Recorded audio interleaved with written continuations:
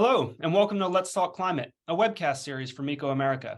My name's Brett Matulis, Director of the Path to Positive program, and we're going to be talking with two special guests who are finalists in the American Climate Leadership Awards, Joshua Dedmond from Cooperation Jackson and Doug Siglin from Chesapeake Climate Action Network. Joshua, Doug, welcome. Good morning. Good morning. For our listeners, the American Climate Leadership Awards are prestigious annual prizes that recognize frontline leaders working to address our climate challenges. The awards give away $175,000 to honor those communities that are achieving real success in climate action. Joshua, I'd like to start with you. Tell us about your project and the actions you're taking with your community to address climate change. Thank you, Brett. Again, Joshua Dedmond. I use he, him pronouns. I'm from occupied Choctaw land, also known as Jackson, Mississippi. And I am the program director at Cooperation Jackson. And what we do at Cooperation Jackson, inspired by one, the Black liberation tradition, and the new African independence movement, we are capable of developing programs that, one, acknowledges a just transition from fossil fuels and a just transition from not only decaying fossil fuels, but also decaying infrastructure and economies. And we do this in several ways. We have three worker-owner cooperatives that are based in sustainability, our Freedom Farm, as well as our Zero Waste program, and also our Green Team. And one, meeting food sovereignty, the need for food sovereignty in a very sparse area where there's massive loads of food insecurity, as well as bringing the ideas of developing sustainable notions to the city of Jackson, which is disproportionately a Black city, and trying to incorporate this power on the municipal level to move towards, again, a just transition and a just and sustainable future. More recently, we've definitely been challenged by the water crisis, which is not a new crisis in Jackson. Rather, it is a sustained moment of one, pervasive state control, but it's also a climate calamity where folks need to access clean drinking water and potable water. And we've done a lot to, one, meet the needs, immediate needs of folk, as well as build a rainwater catchment system that is usable by folks in the municipality. That's great. Doug, tell us about your project and how it's addressing climate. Good morning. Happy to, Brett. So I'm a senior policy advisor for the Chesapeake Climate Action Network, which is a small, very active group based in Tacoma Park, Maryland, just north of DC. And for more than 20 years, Chesapeake Climate Action Network has been the only group that's been dedicated to building a powerful grassroots constituency in the Maryland, Virginia, West Virginia, and DC area, and then using that grassroots constituency to really affect legislative change at the state level and in DC and at the county level. And most recently, I've been working with CCAN, that's our acronym, CCAN, to create change at the county level in Montgomery County, Maryland, which is a county of about 1 million people just north of DC, and in Howard County, Maryland, which is just to the east of Montgomery. We've just achieved a couple of really great legislative victories there. That's great. So I'd like to know from both of you, what's made your efforts successful. So Joshua, tell us about what's led your group to success and the advice you'd give to leaders in other places who want to take similar action. What's made our efforts successful, one is again the immediate need and the contradictions that an environmental disaster display for people to note that there needs to be modes of resiliency and just recovery for folks who are in this space of climate disaster. And so we've really drawn on that, and it has really made folks really turn out. I think that again, pointing towards the water crisis, folks have definitely been able to really take care of one another, meet people's needs through acts of water distribution. Um, and so as we build this rainwater catchment, we're able to say to really affirm the need for folks to be able to create climate solutions for themselves. So what advice would you give to other leaders who want to take similar action? Um, to have massive amounts of stick-to-itiveness.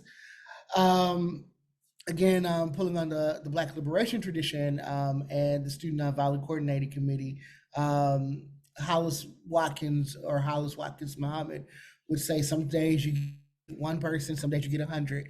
And so really having a level of persistence in our engagement, I think is really something that's vital for a young leader. That's great. Doug, why don't you tell us about what you see as the potential for local advocacy in stopping climate change, and also whether or not change at the local level is equally possible everywhere? Glad to. So, Brett, back in the when was that? Well, more than 30 years ago, at any event, I wrote a column that talked a lot about the inside game and the outside game, and I used basketball as a metaphor, which I guess is appropriate now. We're in the March Madness season, and talked about how in order to achieve change, it was important to learn both the outside game, which is kind of pressure tactics, building grassroots, building grass tops, and the inside game, which is really working with legislators or elected officials, whether it's at the county level or the state level. And you need to be really good at both. And so I've spent a long time, many years, almost 3 decades, trying to train activists on how you can really work with elected officials.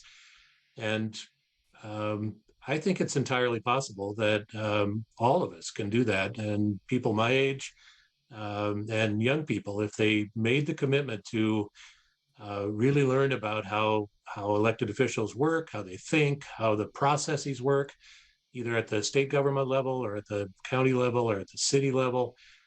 There's a lot of opportunity for change there. And we've set out kind of a cookbook on how we did it in Montgomery County, which is broadly applicable. Now, I must say there are some states where the opponents have preempted local action by going to the state legislature. Just this week, there was another news story about in Texas, how the opponents to climate change are trying to make sure that the Texas legislature prohibits local governments from taking their own action. But in the many states where that hasn't happened, it's easy enough to learn how to make change and then to create the inside-outside strategy. And that's what we're trying to promote. Thanks, Doug. So, when it comes to climate change, there's often a lot of bad news out there. Joshua, what would you say to somebody who feels like they can't make a difference? I would point folks towards a legacy of social movement in this nation, and then also urge folk to really get engaged. I want to affirm Doug's position on the inside-outside game. I think that is a really poignant position to have, to note that there needs to be this level of mass engagement that is met at the grassroots frontline level, activating folks, as well as the grass tops and the top up, engaging with policy, engaging with legislation that is happening, and so I think that there is a level of engagement that just must continue. As Doug mentioned, I live in a state that has preempted a lot of struggle on the ground following House Bill 1020, striking the power of the municipality, siphoning off areas of land. And so it's really important to point the climate justice struggle, the environmental justice struggle toward the broader social movement, and really doing the work to really engage folks on every level, frontline, grassroots, labor unions, where people can work for and work within their environment, and even on a legislative level. So I think that it encompasses that entire moment. That's great. Doug, you've done a lot of work in local advocacy. How can citizens learn more about the way local decisions are made, and how can they get started in advocating for policies that they'd like to see? First you just have to decide to do it, and I think that's a big threshold. In our experience over the last several months, in first getting a couple of strong laws in DC passed, and then in Montgomery County and Howard County, a lot of citizens don't feel empowered, and they're not interested. In legislative action, they're interested in doing something about the climate, but they don't know how to get started. And so it's easy enough, actually, to learn about how your county government works or how your city government works. Almost all of them have websites now, I imagine. You can call staffers, particularly when they're not busy, and say, hey, I'd really like to do something for climate change at the local level. Can you tell me sort of how the process works? We were able to do a lot of training with people. We built broad coalitions in all of the places that we've been successful recently. And one of the best things about it is that it's fun to see people feel empowered to do stuff, and to know something that they didn't know before, which is that you can reach out to your council member, you can reach out to your state legislator, and if you put together a broad coalition and are able to do the inside and outside game thing, you can achieve a great victory, and you can be proud that you actually you played a role in that. And I'll just tell you one quick thing. We in Howard County recently, we got a great victory a couple of weeks ago. We turned out people in green T-shirts to attend the council hearings, to attend the council meetings. The green T-shirts said, "Electrify Howard County, be a real climate leader." And when we finally got that victory, people felt better than they felt for a long time. So it's entirely possible. You just have to make the commitment to do it. Great. Finally, you've both done so much already, but I know that neither of you is finished. Joshua, what's next for you? What other climate actions do you have planned? So many. There, again, first, on the local level, in Jackson, constantly addressing House Bill 1020, engaging, and establishing broad coalition and a network of folks to move across Jackson, to struggle as the state really uses disaster capitalism to try to come in and take more power from the municipality, to continue to point the municipality towards more climate resiliency, as well as engaging our young folks, our young base, within a broader network with the Power Shift Coalition, also engaging them with the Labor Network for Sustainability, which one of them I moonlight at. So I think that there is a growing level of engagement, as Cooperation Jackson is an Our Power community within the Climate Justice Alliance. So really building that muscle, building the appendage of folks staying engaged on the ground level, but also paying attention to the levels of policy that are really impacting folk, making sure that folks are available and accessible to the IRA, as well as other forms of legislation, really trying to build and establish the idea of the Green New Deal from bottom up. So yeah, we'll be continue to engaging in that. Yeah, a very busy road ahead of you. That's great. Doug, what's the future hold for you? Well, Brett, I've been at this since the Reagan administration, believe it or not. I first started working with legislatures a long, long time ago. And it's great that we're having this conversation today, because even as we speak, Bill McKibben and a lot of older people are blocking the entrance to the banks in 90 locations, apparently around the country, including DC. it's a fun technique. They brought in rocking chairs and they're sitting in front of the entrances in their rocking chairs. I'm on the back end of my career, and the thing that I'm the most excited about at this point is mentoring young people and teaching young people, training young people how you can actually be an effective climate lobbyist, a volunteer effective climate lobbyist. And it was really exciting for us in this last round that we had all kinds of high school students who worked with people like me that have gray hair or white hair. And together we sort of went to the county council and we got this great victory. 100 and more than 182 high school kids turned out to testify, to write letters, to lobby. And what I'm excited about is sort of passing on the knowledge of my generation to the next. That's brilliant. Thank you both for joining me today, and especially thank you for your hard work and leadership. Good luck to you both in this final stage of the awards. I've got my fingers crossed and I'll be looking out for the results. For our viewers, thanks for watching.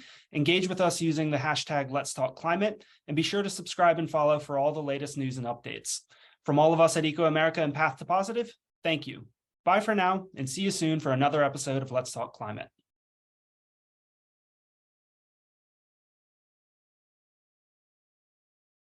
Hey everyone, just a quick follow-up. The award ceremony took place on March 30th, and I'd like to congratulate Joshua and Cooperation Jackson for being selected as this year's first prize winner. Congratulations and well done. If you'd like to watch the ceremony yourself, there's a link in the description below. Thanks for tuning in.